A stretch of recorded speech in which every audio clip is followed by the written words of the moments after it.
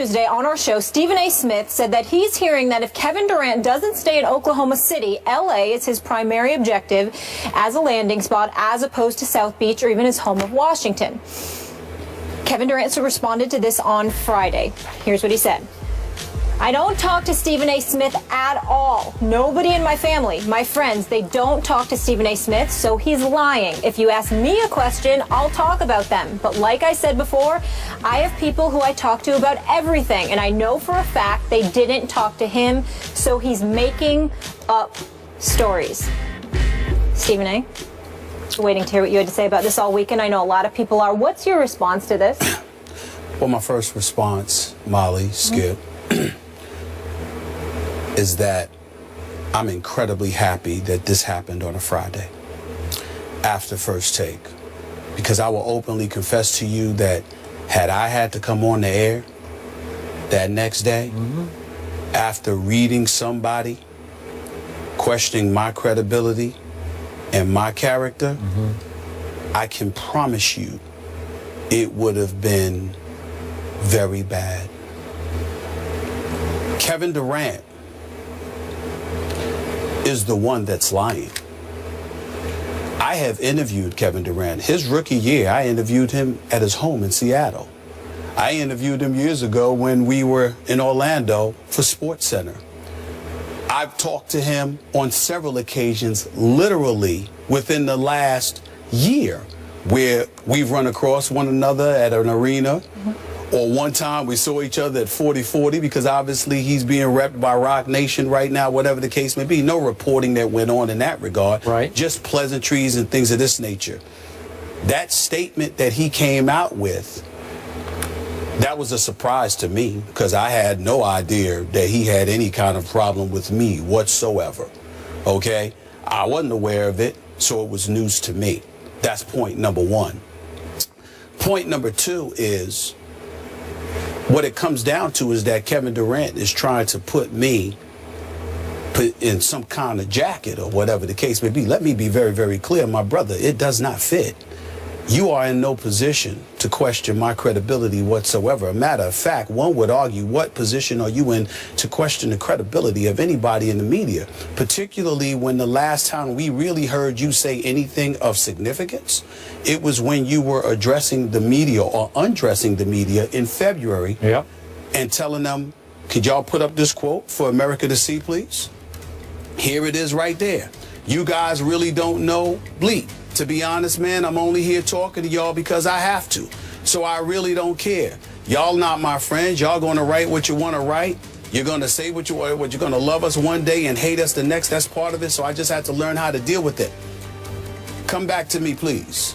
Kevin Durant said that in response to idiotic questions he felt the media was asking him about head coach Scott Brooks and his potential tenure, because Scott Brooks obviously took them to the playoffs, won over 65% of the games, was doing a fabulous job, at least in Kevin Durant's mind, so much so that the year before, Kevin Durant said, hey, I think this guy should be the coach of the year. So he deemed the questions ridiculous. That was in February. What happened in April, Skip? Scott Brooks was fired. Okay, and now Billy Donovan is coaching. So those same people that you were talking about, those same people you labeled essentially idiotic, although to your credit, you got wise and came back and apologized, ultimately you showed your true feelings. It's like somebody that's a bit inebriated, somebody that's really speaking their mind and their heart, and then they want to turn back and say, well, you know what, we really apologize. When you really, really didn't mean to, you just upset that the heat that came your way was something that you couldn't deal with. He also went on to say, nobody that I know really talks to him. Well, his own mother was on this show. His brother Tony is somebody that I've ran across on many occasions. And the last point that I would like to make is that if nobody speaks to me, then maybe you need to check with folks in your inner circle again and ask, why did I receive phone calls over this weekend with people telling me, let's chill, this little beef that's going on. So evidently you're wrong about that too. Now let's get to the nitty-gritty. And let's talk about what's really going on. I sit here today incredibly offended by the personal attack that this man has put against me. Even in the midst of all of that, Let me tell you, Skip Bayless, Kevin Durant is a good dude. His family is wonderful. He's wonderful. There's nothing negative that I have to say about this person as a human being. I am addressing what he said about me. I am not attacking Kevin Durant. As I said on my own Twitter account, in response to him, the game is better when he's playing. Sure. I consider him one of the top 2 players in the world. How many times have you sat here and heard me say, Skip Bayless, I consider him one of the best professional athletes as a person I have ever met in my life. He is that decent and that good of a young man, which is why it disappoints me that I have to sit here and address him the way that I have to address him. Because the reality is that, number one, you don't know who I talk to. Number two, if I'm so wrong, why haven't you not signed an extension with the Oklahoma City to stay for years and years to come? Is it not you that alluded to how you're willing to entertain free agency? Are you trying to tell me you're not going to consider the second largest market in the United States of America, particularly with Kobe Bryant scheduled to depart? And it's clearly a home that Russell Westbrook, who starred at UCLA, might not mind going to a year after you go, if indeed that were the case. All of these things that I said make absolute sense. At no time did I say that I spoke to Kevin Durant. At no time did I say that I spoke to people in this inner circle. I recall an individual by the name of LeBron James who wasn't speaking to anybody, but who broke the story that he was going to South Beach. Since when do I need to sit there and speak to people that you deem trustworthy individuals to find out what is going on with you? Which brings me to the issue that I unapologetically, not shy about it, and more than willing to address. Let me say this, because I know that we as reporters don't like to say this because it comes across as, you know, a bit boisterous or whatever the case may be. I'm sorry, Skip Bayless. My career spans 20 plus years. How many reporters do you know has broken as many stories as I have? All of these folks that want to talk about me, Washington Post picking up the story, USA Today picking up the story, reputable publications. I'm not calling out anybody. I'm just addressing people who are willing to call me out. Are we willing to put my resume up against the people who talk about me? I welcome that. I know it's not popular to say, but this thought process that says, hey, well, you know what? He's just somebody who runs his mouth. I don't show up at NBA arenas. I'm not on the road.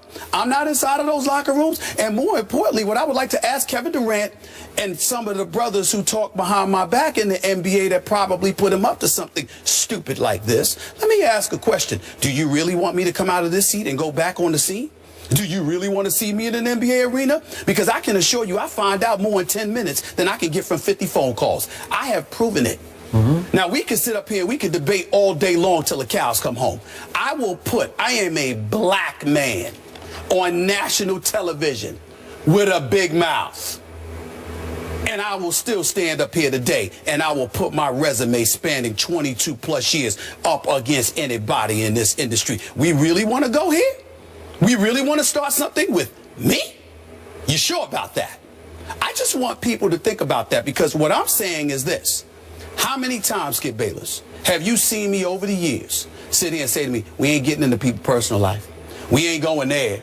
We ain't touching. We just talk about their game. Russell Westbrook is a great guy. LeBron James is a role model extraordinaire. Kobe Bryant has overcome a lot of things. He's one of the greatest professional athletes I've ever seen. I don't just love Kobe, I revere him, regardless of how he feels about me at this moment in time, because he didn't like what folks were saying about the whole LaMarcus Aldridge fiasco. Is there anything else that I can say about Dwayne Wade, about how great of a person that I think he is? Steph Curry, you know, Chris Paul, the list goes on and on and on. But the level of sensitivity that Charles Barkley and so many others have alluded to is growing quite alarming.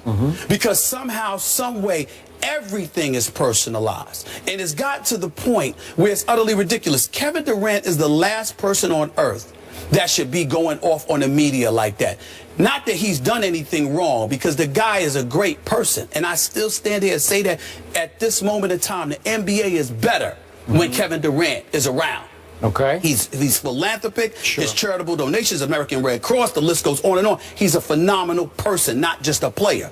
But the guy and the sensitivity that these guys display the way they are on attack, somebody needs to tell them, it's time you pump the brakes. We don't have to talk to you to talk about you.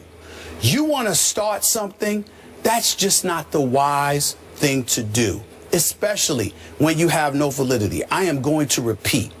I said, if Kevin Durant decides to leave OKC, I'm hearing that LA is a prime spot that he is considering. Not to say he's not considering DC, Miami, New York, or whatever. That's what I heard. I'm not lying. If I were wrong, Kevin Durant would have signed his extension with OKC. Okay? You being represented by Rock Nation. I know these boys. They're not small timers. They don't want Kevin Durant just because his name. They want him because this brother's going to do big things, and they're going to see to it that he's going to do big things. Are you trying to tell me these large markets are not a consideration? I said nothing offensive about him. I will not say anything offensive about him. I still stand here today telling you he's a good dude, but he's wrong. And the guys that put him up to it in their own way. I'm not talking about literally his comments, but in their own way, with their chirping behind my back all the time. They're wrong too. And the sensitivity that these guys are showing, they are making unnecessary enemies. I am not one of them. I won't be. I got too much love and respect for who these guys are and what they mean to my community. Okay. But I will say this lastly. You don't want to make an enemy out of me. And I'm looking right into the camera, and I'm going to say it again. You do not want to make an enemy out of me. I'm not having it. I've done nothing wrong, and I'm not going to tolerate it. Let me stop you there. That's all I got to say. And I appreciate everything you just said. Do you realize you do not need to defend yourself on this, this issue? Yes, I do. Your track record as a reporter doesn't just speak for itself, it screams for itself. Because nobody I know, and I know a lot of NBA reporters, is any more plugged in on every NBA level, top to bottom, than you are. I know there's some great reporters out there, but no one has been more consistently accurate on the news, little and big, that has been broken than you have been. I hang my hat every day on your reporting on this show. I value it, I cherish it, and it hurts me to watch you have to defend it because of what one immature, wrong-headed superstar continues to do. This has been a pattern, as you pointed out, a pattern of behavior by Kevin Durant. Now, let me frame it for you a little bit. This is the way I see it from the outside looking in. You love this guy as a player. You've sat in that seat morning after morning and defended him and lauded his play. Am I right? I mean, I've lauded both his play and him as a man. As a man. So I'm sure a part of you is stung by this, that he would do this to you after all the support you have voiced for him. Am I right? Yes. Okay, now let me look at it from his side. I know for a fact he has worked hard to eliminate the size of his circle around him, that he's tried to tighten the circle of people close to him. And now it's down to pretty much a manager and an agent, and that's it. So I think he was stung that somebody that's no longer in what he considers his really tight inner circle is speaking to you, and he's paranoid about that. It doesn't matter, because you know a lot of people who know a lot of people, and I have no doubt that what you said is dead on and has been operating somewhere in Kevin's thoughts. It just put him in a little bit of an awkward position, but he could have handled it if he would just grow up. He could say, look, my heart's in Oklahoma City. I have no plans to leave here. Respect what Stephen A. says, but right now that's way off base because this is what I'm going to do. There's a way to handle that that would make you, it wouldn't put you in an awkward spot, because when you use the operative word, he's lying, I know that's going to push the deepest hot button in you, because now your integrity has been called out and questioned. Remember this about Kevin Durant. He is playing under the most protective anti-media bubble in all of the NBA. erected by the Oklahoma City Thunder. Am I right about that? Yes. They're so out of bounds in how they're teaching these kids to deal or not deal with the media, because the media can be their friend. Most of those reports, the great story was done last year that we talked about on the Oklahoma City media and all the paranoia of the franchise. I don't know why it is, but it has now infected both, I think, Kevin Durant and Russell Westbrook and how they deal with the media. Is that fair to say? To some degree, it appears that way. Yeah, it appears that way.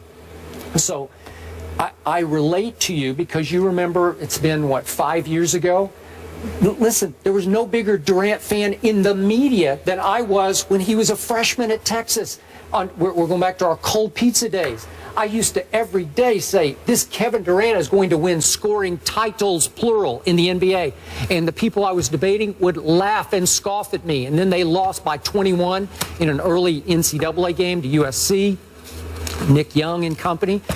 And everybody said, you're going to be so wrong about this. And I continued to fight for my guy, Kevin Durant, until what happened?